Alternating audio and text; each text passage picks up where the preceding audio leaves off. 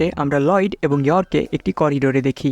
Lloyd এবং year আসলে husband wife, কিন্তু তারা একে অপরের আসল পরিচয় জানে না। অর্থাৎ লয়েড জানে না যে তার স্ত্রী একজন অ্যাসাসিন এবং ইয়র জানে না যে তার হাজব্যান্ড একজন স্পাই।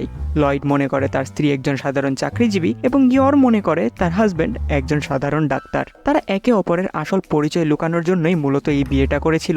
লয়েড এবং ইয়র ঘরে ঢুকতেই আমরা একটি বাচ্চা মেয়েকে দেখি, যার নাম আনিয়া। আনিয়ার একটি সুপার পাওয়ার আছে। আনিয়া যে কারো ব্রেনের যে কোনো কথাই পড়ে ফেলতে পারে। আনিয়াকে লয়েড তার মিশনের স্বার্থে একটি অনাথ আশ্রম থেকে অ্যাডপ্ট করেছিল।